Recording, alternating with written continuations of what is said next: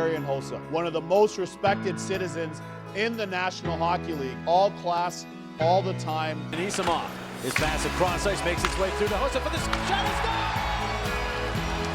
There it is! Number 500, a milestone of 500 goals is reached by 81 Red. No, it's true, just felt great. Marian Hossa gets goal number 500. Marian Hossa, enjoy your moment.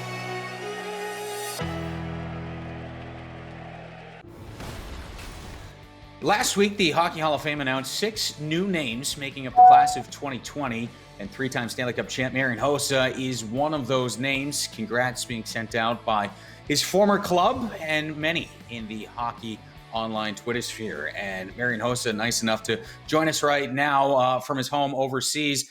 First things first, congratulations from all of us here at the NHL Network, Marian. What was it like a week ago when you see Lanny McDonald on that cell phone giving you that call?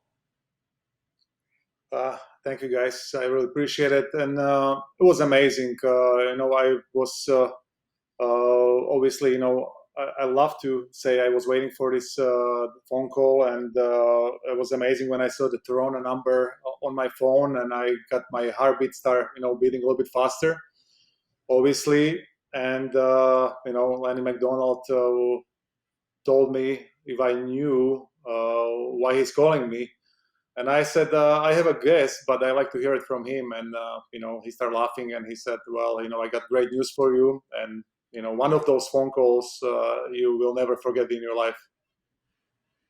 Has it had a chance to sink in yet for you? I know sometimes things are moving so fast that you don't really get to appreciate that moment, but we're a week away from that moment now. Has it really sunk in that you, sir, will be in the Hockey Hall of Fame coming up?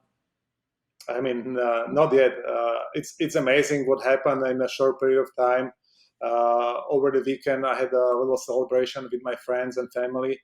But tell you the truth, I mean, I never played to be in the Hall of Fame. I always played to try to win a Stanley Cup and, be number one as a team in the NHL. But being in the Hall of Fame, it's a huge bonus, I would call it. And it's such an honor to be between the big name players. And, when I was dreaming, I told the truth. The only dream was Stanley Cup, but this is something special. I'm really grateful, my name being between the big ones, and it's amazing. What was that celebration like? Because, we were kind of following along minute by minute, and we saw a tweet out there saying that you had already consumed a bottle of wine and still had to do your kind of media press conference. So it sounded like you were really enjoying yourself that night. But was it great to get to celebrate with some of the people that helped you along this way to get to the Hockey Hall of Fame? Well, when Lanny called me and announced the news, but they told me, just for now, please keep it for yourself until it's announced publicly. Then we had a little time to open the bottle of champagne with my wife, and after, when there was like a press conference over the phone, it was quite long, and obviously I had lots of time to open other bottles. But there was, being in normal. And the funny thing was Joel Quenneville, asked me the same thing when he texted me and congratulated me. He's like, how many bottles? And I asked him yesterday or today. So he started laughing too. Work hard, play hard. And when you're a Hall of Famer, there is no quota on the number of bottles you get to celebrate with. Does getting into the Hockey Hall of Fame make the retirement and the way you had to kind of walk away from the game a little less painful? Where are you at? Have you come to grips with how you had to kind of walk away based on the skin condition? Well, obviously playing so long, and I felt like I had a good success in my career. This is not the way I like to walk away from the game, quietly.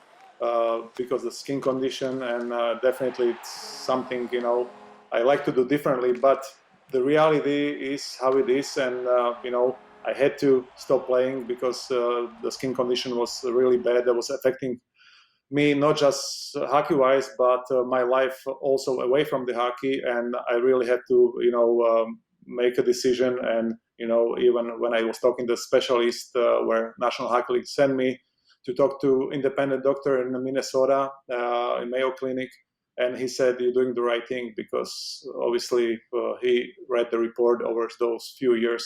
So it is what it is, and now I'm home, and obviously being selected between the best in Hockey Hall of Fame, it's unbelievable, and I'm really grateful for it. Your career, your resume is unbelievable. 3-time Stanley Cup champion, countless All-Star Game nominations. When you look back on that resume and all the hockey knowledge that you've accumulated over the years, what's the best piece of hockey advice that you received during your days, do you think? I think what my dad told me when I was still in a young age, sometimes maybe I had moments where I, really little, but when I, rather go with my friends somewhere and didn't want to go to practice. And he told me, you do it if you like to do it. If you don't want to do it, just go away. So I take that advice, because this is what I want to do. I better do it 100%, and I love to do it. So that was the advice from him. If you like to do something, do it 100%. And this is where I was after. I had always in my mind when the tough times came, and I just remind myself what my dad told me. If you do something, do it 100%. Otherwise, don't do it at all.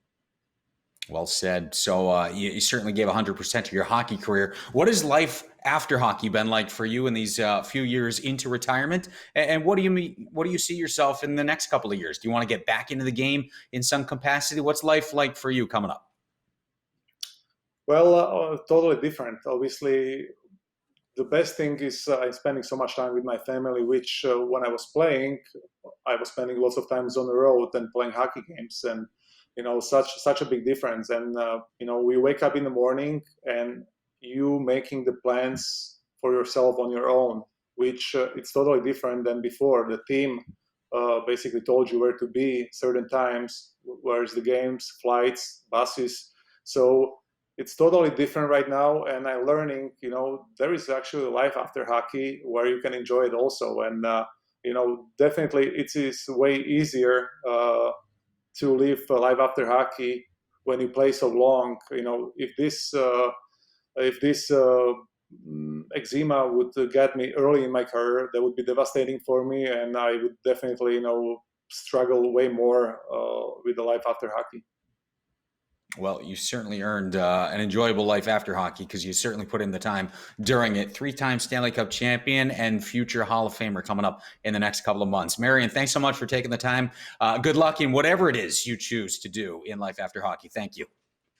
Hey, thank you guys for having me. I really appreciate it.